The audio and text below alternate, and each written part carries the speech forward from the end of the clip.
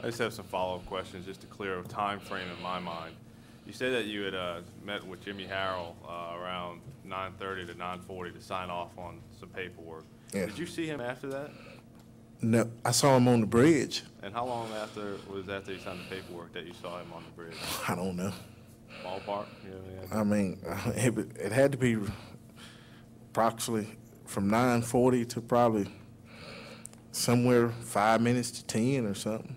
Okay, so around 10, 15 minutes probably? Yeah, 10 or 15 minutes approximately. I mean, that's just speculation, you know. Okay, yeah, I understand. I'm just asking for ballparks. I'm not trying to ask for exact times.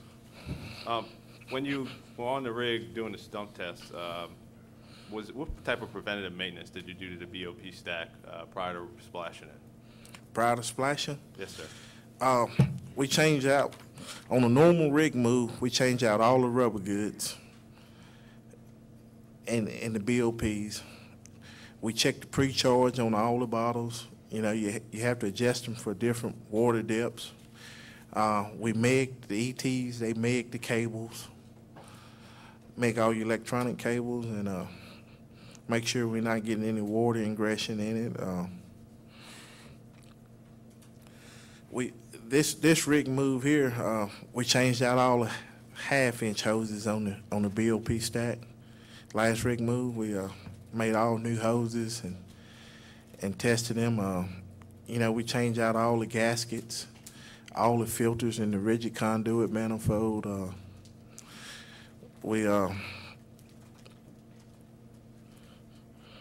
mean, you just want to know everything about it? Well, I understand. That's the biggest part of it.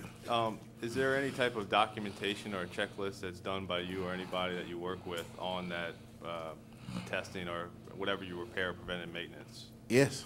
Okay. Are you familiar with the logic of the EDS system? The logic that I was referring to earlier, the electronic systems that once you hit certain buttons on your control panel, what happens? Yes. Is there any way to manipulate the logic on the emergency disconnect system to delay a disconnect in case you accidentally hit the disconnect?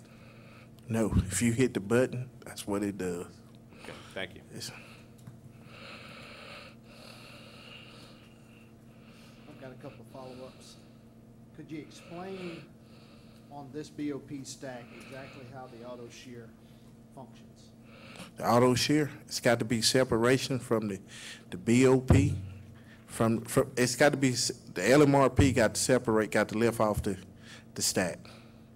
And then the auto shear takes over? That's correct. And what does the auto shear function? The blind shear rail. Just the blind shear? Yes. Okay.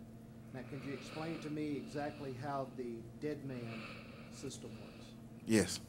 The dead man system, you got to lose communication in both pods and the hydraulics. Now, that's communication with the rig, or? No, that's communications with the pods. The pods got to lose communication. With the BOP stack? That's correct. With the controls. With the controls. Mm-hmm. So the controls on the rig and the communication between the pods and the rig, is that what I'm understanding? When you say rig, I mean, I don't understand. Where the rig floor is, the horizon, the vessel. I mean, the pods are located on the BOP stack, correct? That's correct. Okay, so I'm losing communication between the pod. And its controls. Say that again, I'm sorry. And the controls, yes. And the control. Yeah, And that's the controls that you would have at your panels? that's correct. It's got to lose that power at the panels. In your CCU unit, do you have BOP function capability in the CCU unit? Yes. When you splash the stack, what position are the rams in when you splash the stack? When we splash, they open. They're all open? Yeah. Are they're in the open position, or is the BOP in the neutral position? They're in the open position. Okay. During normal drilling operations, what position do you maintain that BOP in? Open. The open? Yes. Not in the neutral? No. Okay.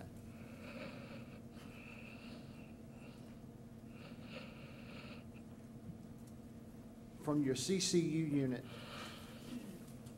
do you have the capability of putting the BOP into the neutral position? Yes. All right, when it's placed in the neutral position at that location, does it have any effect on the functionality of the control panel on the bridge and the control panel on the floor? Neutral position. When you say neutral position, is that like putting a pod in vent?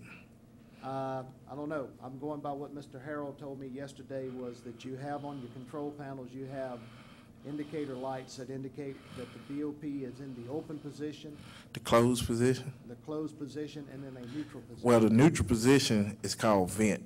Okay, it's called vent. All right, from the CCU unit, if you place the CCU unit controls in the vent position, does it have any effect on the control functions from the bridge and the No, sir. grid floor? They're independent stations. They're independent of each other. Okay, thank you.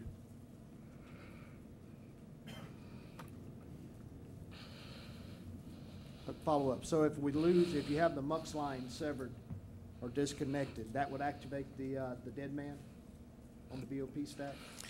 To activate the dead man, you got to lose the electronics and the hydraulics, Both. both. So if we had the MUX line and the hydraulic line severed, then it would activate the dead man? Yes, but it's got to lose communication in both pods. Communication back to the rig floor, I'm assuming. Well, communication back to that panel. Okay, so if I sever all surface activity down that riser, the MUX lines, the hydraulic lines, that BOP system should activate and close. The dead man system should activate and close. Now, what on the dead man, what functions on the BOP stack does the dead man function? The blind shear rams. Blind shear only. That's correct. Okay, thank you.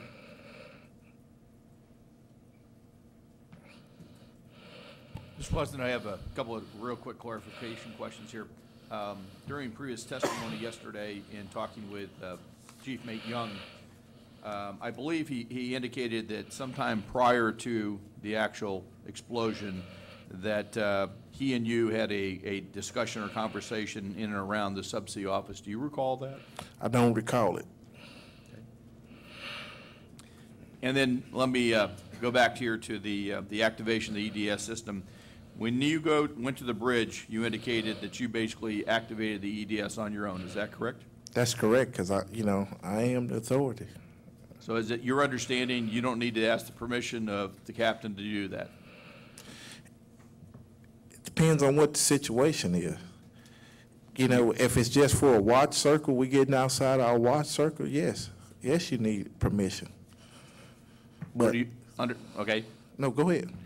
Was it your understanding, based upon what you knew about the incident that had happened, that you had direct authority to execute the EDS without asking anybody else? That's correct. Did you ask the OIM for permission, or did you discuss with him? No, I didn't. When you went up there, were you aware of any ongoing discussion between possibly the master and the OIM concerning activation of the EDS? No, I wasn't aware of it. I mean, my mind was focused on getting off the well. Now, if I understood your previous testimony correctly, you indicated you hit the EDS panel and the lights that you expected to come on activated. Is that correct? That's correct. And I also believe you said, but you had no hydraulics. That's correct. What did you mean by that? No flow. I had no pressure in the system that allowed those functions to work. So would it be fair to assume that basically when the lights came on, you had no verification that anything had actually happened? I had no verification that nothing happened because I had no flow, no hydraulic flow. Thank you. I have no further questions.